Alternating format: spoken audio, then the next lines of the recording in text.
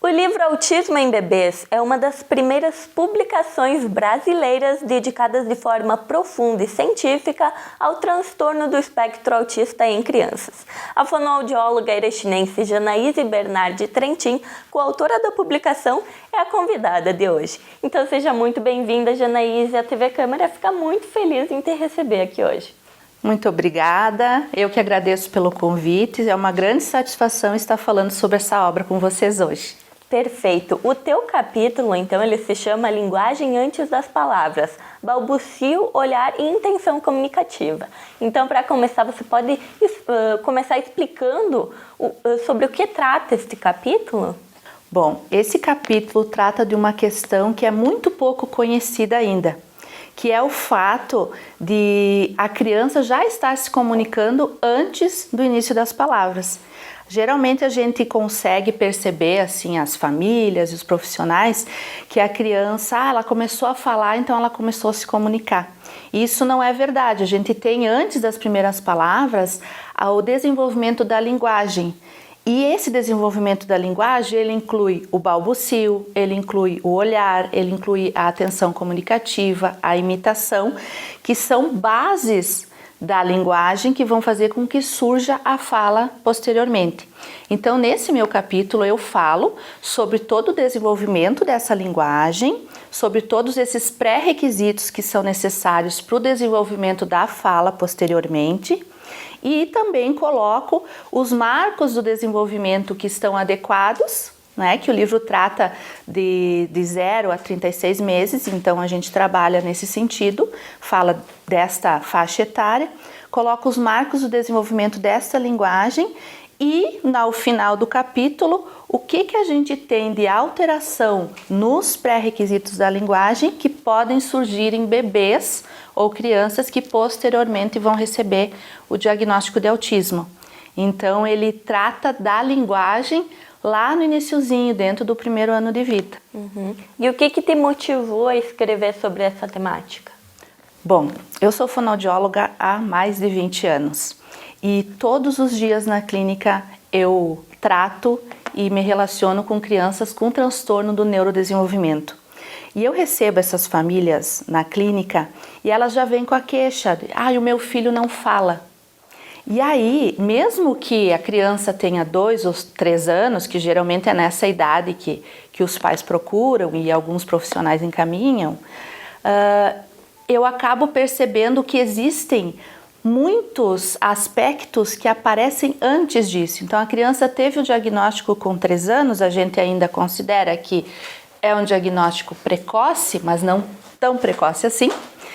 E eu percebo que essas famílias vêm quando a queixa já está instalada. Então, o que me motivou a isso é auxiliar os profissionais, auxiliar os pais a olharem essa criança de forma diferente, a olhar o desenvolvimento dela ao longo do primeiro ano de vida, porque hoje os estudos mostram que aspectos, características, sintomas do autismo aparecem lá no comecinho. E passa batido, porque é difícil da gente perceber. Então, o que me motivou foi isso, fazer com que os profissionais e as famílias consigam olhar esse bebê de uma forma assim, com mais cuidado e conseguir perceber se aquele olhar está reduzido, se o balbucio não apareceu na idade correta e que a gente consiga fazer esse diagnóstico precoce. Então foi nesse sentido assim que eu tive essa motivação para poder escrever sobre esse assunto. Uhum. E uma coisa que acontece muito ainda é os pais terem receio de olhar esses sinais, reconhecer eles e levar o filho até uma consulta com medo do diagnóstico, né? Então quais são os riscos de adiar essa investigação e qual é a importância, né, desse diagnóstico precoce? Eu entendo, assim, eu vejo e acompanho na clínica essa dificuldade de receber um diagnóstico de autismo, não só do transtorno do espectro do autista, mas de qualquer outro diagnóstico que a gente percebe que o nosso filho não está dentro do que a gente esperava. E aí muitas famílias acabam tendo medo, outras famílias acabam tendo uma negação, então acabam, não é nada, ou elas recebem orientações de alguns profissionais para esperar mais um tempo, para procurar ajuda. E existe também a questão do luto, porque é um luto. Se você esperava que o seu filho fosse de uma forma e ele é de outra, então até que haja essa compreensão fica mais difícil. Mas o que acontece quando demora muito esses diagnósticos? A gente perde tempo. Então esse é o principal problema de não levar antes. Tem todo esse sofrimento, tem toda essa questão, a gente entende, a gente respeita, mas a gente não pode perder tempo. Porque o bebê, até os 2 anos de idade, ele está numa fase de que ele faz muitas conexões neurais. Ele está numa fase de aprendizado, de expansão cerebral, a gente chama de neuroplasticidade cerebral, que ele é uma esponjinha, ele absorve tudo. Então, se a gente perde tempo, a gente perde essas janelas de oportunidade que a gente tem no neurodesenvolvimento. Então, esse é o principal ponto. Não que não possa ser feito antes, não que essa neuroplasticidade não exista ao longo da vida, ela existe, mas é ali na faixa do nascimento até os 2 anos que dá aquele boom de desenvolvimento. Então, o que eu fico assim muito preocupada é justamente quando vem uma criança com uma questão assim de atraso de fala e de atraso de outros aspectos do neurodesenvolvimento com 3 anos. Não que ele não tenha mais essa neuroplasticidade, mas a gente já perdeu um tempo ali que era precioso. Então, por isso que é importante um acompanhamento multidisciplinar, inclusive com as famílias, para conseguir processar esse luto, para conseguir processar esse medo e ir atrás do diagnóstico.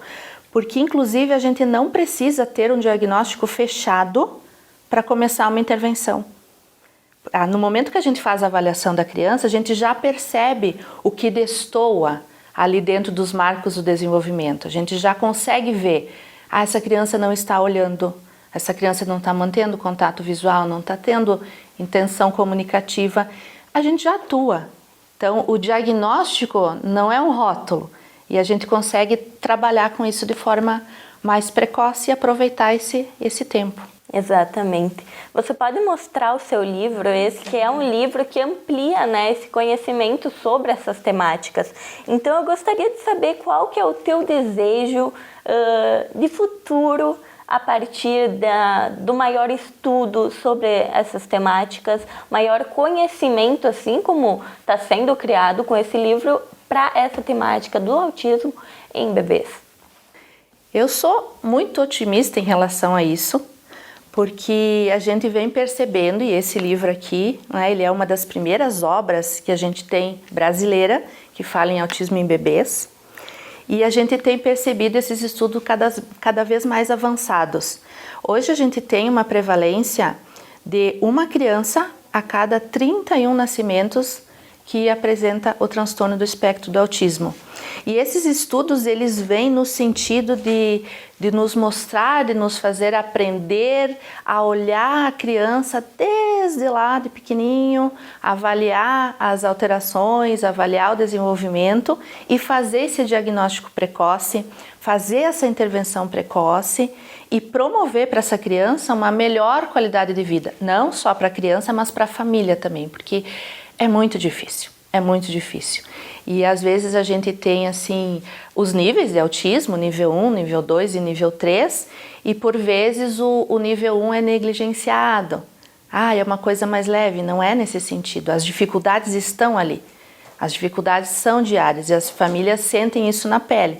Então, quanto antes a gente conseguir com esses estudos trabalhar essa precocidade do tratamento, melhor vai ser a qualidade de vida de todos. Então, nesse sentido, assim, eu sou muito otimista. Eu acho que a gente tem que continuar estudando, a gente tem que continuar pesquisando e tem que continuar se renovando nos estudos, porque tudo muda muito rápido. Então, por isso que eu sempre busco estar sempre dentro do que lendo e estudando e me aperfeiçoando para conseguir acompanhar. Perfeito, então. Muito obrigada pela sua participação. Parabéns pela coautoria do livro. É muito importante a gente ter estudos nessa área. Então, muito obrigada por ter participado aqui com a gente. Eu que agradeço pela oportunidade, por poder estar divulgando essa obra. E quem quiser a obra, Ela está disponível lá na clínica, que eu tenho uma clínica multidisciplinar aqui em Erechim, depois eu posso passar o endereço, e também na Agridoce. Na Agridoce a gente tem a obra lá disponível, quem precisar é só entrar em contato. Perfeito, então muito obrigada. Obrigada também você que assistiu até aqui. Nós ficamos por aqui e esperamos você no próximo Café TV Câmara.